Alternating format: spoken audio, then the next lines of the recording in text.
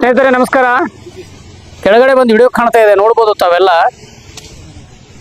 ಈ ಘಟನೆ ನಡೆದಿದ್ದು ಆಂಧ್ರ ಪ್ರದೇಶದ ವ್ಯಾಪ್ತಿಯಲ್ಲಿ. ಆಂಧ್ರದ ಪೊಲೀಸರು 3 ಯುವಕರಿಗೆ ಹಿಗ್ಗಾಮುಗ್ಗಾ ಹೊಡಿಲಿಕ್ಕತ್ತಾರ.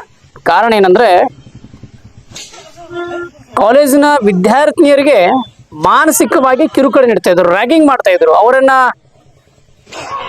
ಕಾಲೇಜ್ಗೆ ಬರುವಂತ ವಿದ್ಯಾರ್ಥಿನಿಯರಿಗೆ ಈ ರೀತಿಯಾಗಿ ಮಾನಸಿಕವಾಗಿ ಕಿರುಕುಳ ನೀಡ್ತಾ ಇದ್ರು. ಹಾಗಾಗಿ ಸಾಕಷ್ಟು ಪೊಲೀಸರಿಗೆ ದೂರ ಹೋಗುತ್ತೆ.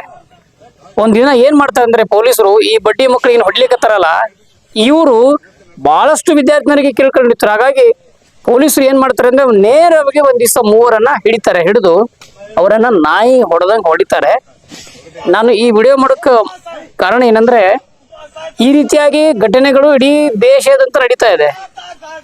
ನಮ್ಮ ಕರ್ನಾಟಕದಲ್ಲಿ ಕೂಡ ನಡೀತಾ ಇದೆ. ಅದಕ್ಕೆ ಕರ್ನಾಟಕದ ಪೊಲೀಸರಿಗೆ ಹೇಳ್ತೀನಿ, ಈ ರೀತಿಯಾಗಿ ಕಾಲೇಜಿನ ವಿದ್ಯಾರ್ಥಿನಿಯರಿಗೆ ಯಾರು ಕಿರುಕುಳ ನೀಡ್ತಾರೆ, ಸಂಬಂಧಪಟ್ಟಂತ ಪೊಲೀಸ್ ಅಧಿಕಾರಿಗಳಿಗೆ ಮಾಹಿತಿ ನೀಡಿ ಅಥವಾ 112ಗೆ ಕರೆ ಮಾಡಿ.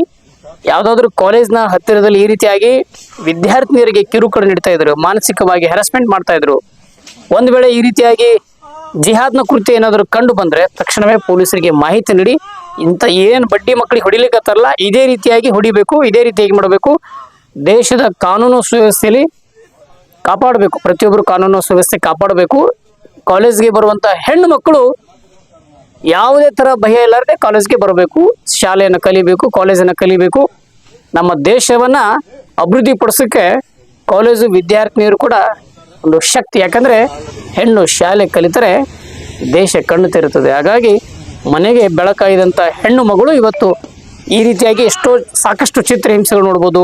ಇವತ್ತು ಮಾನಸಿಕವಾಗಿ ಅವರನ್ನ ಕುಗ್ಗಿಸುವಂತ ಕೆಲಸ ನಡೀತಾ ಇದೆ. ಇವತ್ತು ಎಷ್ಟೋ ಅತ್ಯಾಚಾರಗಳ ಘಟನೆ ನಡೀತಾ ಇದೆ, ಆಸಿಡ್ ಹಾಕುವಂತ ಕೆಲಸ ನಡೀತಾ ಇದೆ.